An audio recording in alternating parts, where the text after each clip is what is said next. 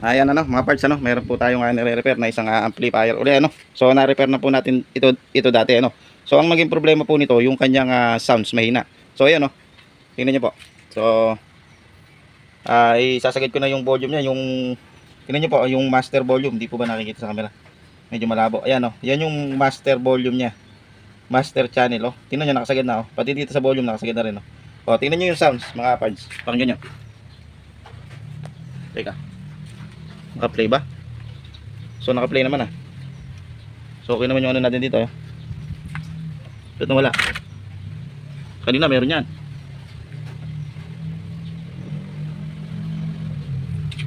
So wala. Nawala mga boss.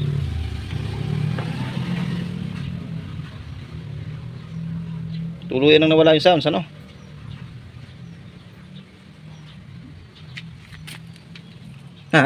Nawala na nga mga parts. So ayan, nawala. Lipat natin dito. Kabila. So ganun din. So nawala. Pisin natin.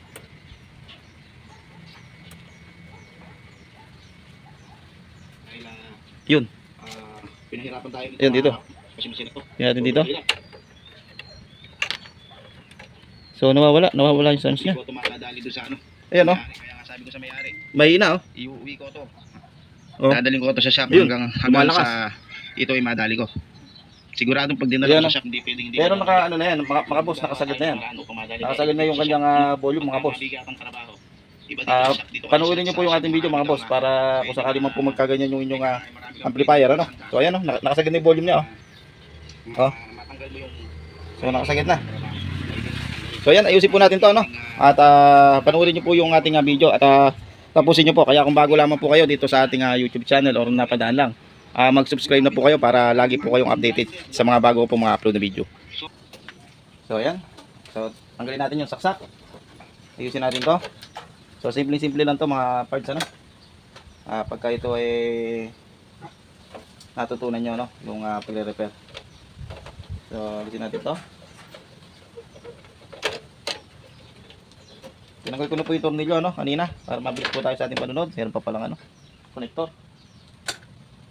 Tanggalin natin itong mga sakit na to. Ayan.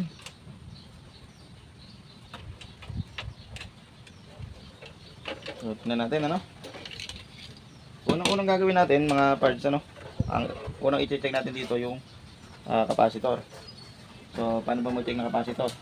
So ang gawin nyo muna, okay, nakita ba sa ating video? So gawin nyo muna, discharge nyo muna ano, yung ating capacitor. Discharge nyo muna, baka po kasi mamaya pagka nakina kayo tumalansik yung led ano, delikado, mapatakan yung inyong mata. So okay, so alisin natin yung capacitor no. So gamit tayo ng panghinang. Check po muna natin yung ating capacitor ano. So bago natin ito i-check, kailangan nakakalas yung capacitor natin, nakaalis. Nakikita ba mga parts? Ayusin ko lang yung ating camera no. Ayan. Okay. Sinilid natin. Ayusin natin to.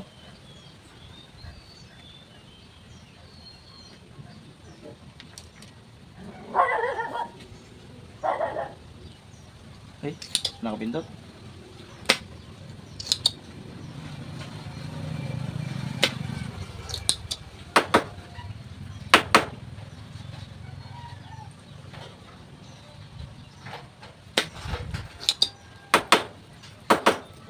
Yun.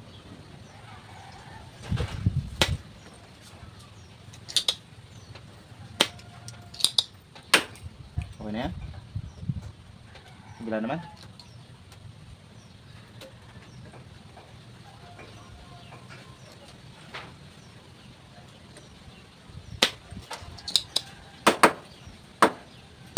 So nagbabara po kasi ano. So tingnan nyo po, nagbabara yung aking soldering pump.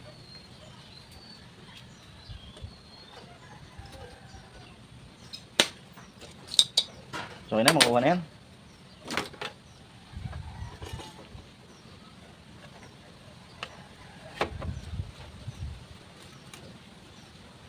So ayan. So ito yung ating capacitor, ano?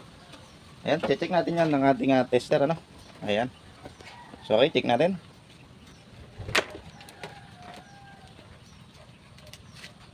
Okay, gamit tayong digital.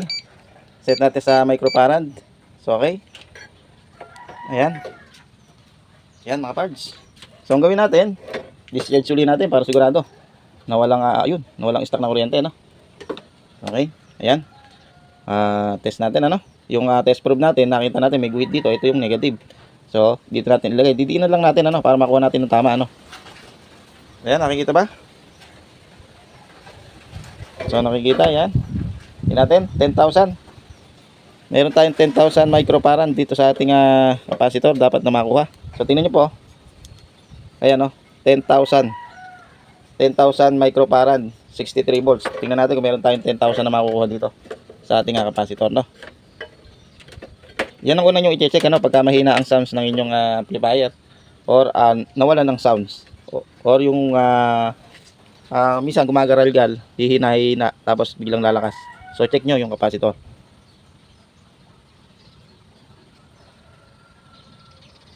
So wala tayong nakuha. Subukan natin balik-tarin muna.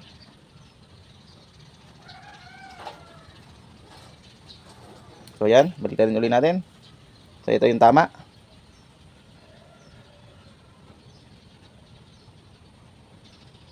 So okay, yun. May ano to. May depression na yung ating capacitor na to. Kaya ganun. So wala tayong nakukuha. So kaya minsan nawawala yung sounds niya at minsan nagkakaroon, tapos pag nagkaroon mahina, ano. So palitan natin itong capacitor na to. Pati yung isa, idami na rin po natin para sigurado, para isang set. So ngayon, ang ipapalit natin dito, ito. Ay itong dalawa na to. So meron tayong capacitor dito na 10,000 microfarad, 63 volts. So ito, yung dati ganun din, ano. 10,000 microfarad, 63 volts. Halos parehas lang po sila, no. So parehas lang din po sila ng size. So palitan po natin itong dalawang capacitor na yan. Ando pa po isa. So ngayon, ikabit po muna natin to, ano. Ayan. Yung isa. Yung isa mamaya na natin tanggalin. So ikabit muna natin to. So ayan. Teka. Bago tayo magkabit ng capacitor, lagyan po muna natin ito ng rugby. So lagyan natin ng rugby, ano. So kinakailangan po kasi may rugby nakadikit para nung sa ganun yung ating capacitor hindi siya matanggal doon sa pagkakahinang pagka tumutugtog na. Lalo na kung sa video ko nyo gagamitin to, ano. Yumayanig kasi. Ayan. Kahit konti lang. Madikitan lang, ano. So ayan, no. Rugby po yung inyong ilalagay. Huwag po kayo maglalagay ng glue stick. Yung iba po kasi nakikita ko glue stick po yung kanilang inilalagay.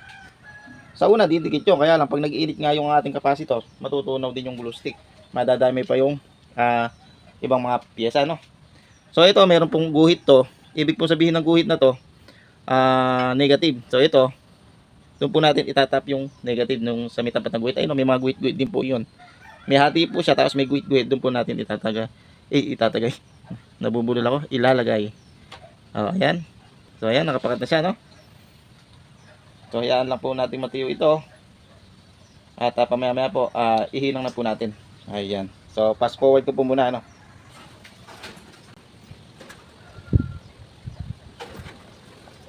So okay, ayun na natin. Ito isa, palitan na po. So, bisa may nanalo po. Ito po. Ito po yung pilitan sa may nanalo po, no. Kaya pinagdala ko natin pareho para nung sa ano. Sigurado na, ano. Ayan, pinalitan natin parehas. So guys, itong 10,000, ano. May kaparan. So pinalitan natin, ano. Bubulaw. Ayan. So ang gawin natin, kasi natin natutunan, ano. Para sa mamaya yung kumarat na rin. Nakikita sa mga ano yan, sa mga hilang yan. Discuss yung ating ampli, no. Ayan.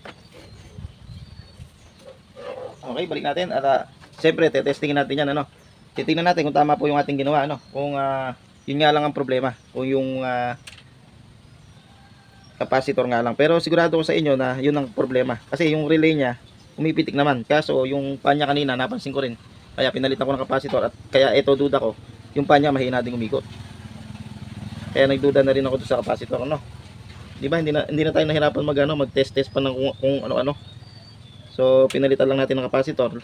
Lalakas na yung kanyang sounds.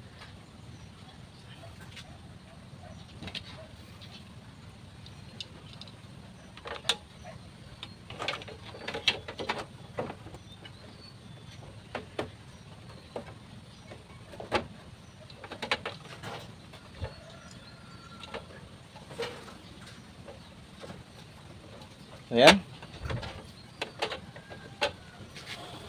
So bago natin i-tornilyo lahat, ano? Bago natin i-tornilyo lahat, testingin po muna natin, ano? Para sigurado. Kasi pagka mamaya may problema pa yan, ang mangyayari dyan, magbabakas ka na naman ng tornilyo. Pero para sigurado, no? Para sigurado, ang gawin natin, huwag muna natin ikabit. Asan ba yung ating ano? Ito. Yung connector. So yung connector, no? Dito yan. May nakalagay naman na ano, effector pala nakalagay din, effector. Effector yan, no? Hindi pala connector, effector. So ayan. So testingin natin, ano? Tingnan natin kung lalakas yung volume. Uy. Tama ba? A, dito tayo sa A. So ayan. Speaker natin. Speaker. Positive. Negative. So okay, play natin, saksak natin. Saksak, plug in. So okay. Play natin, ano? Hindi pa naka-on switch. Play natin. Yun. Tingnan natin yung relay kung pipitik. Yun, pumitik. So okay. Tutunugin natin. Wait lang mga parts, ano? Iano ko lang yung ating cellphone. Set up ko lang. So hindi tayo pwede magpatunog ng music, ano? Ano tayo? Wawarningan tayo, no? So okay, naka-play na. So gawin natin, teka. Alisin ko lang sa stand yung ating cellphone para mapakita ko po sa inyo. So naka-play na po yan, ano? Ayan, naka-play na po. So naka-play na po yung aking yung aking cellphone, no. So yung video lamang po yung aking pinilay, ano, yung video ko. So okay. So sagad natin yung yung volume, ano. Sagad natin yung volume. To. Sagad natin to. Ito lagyan lang natin dito. Kasi to. So wala. Ba't wala? Teka. So wala.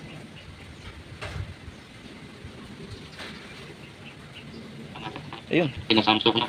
Meron nga akong kakilala na Ayun. mga Lumakas na. sa bayan. So, isang Samsung na automatic washing. 2 araw niyang binatak. Ba't parang ngongo? Sabi mo kung nadali niya. So, Maluwag dito mga parts, ano. hindi ko siya susukuhan.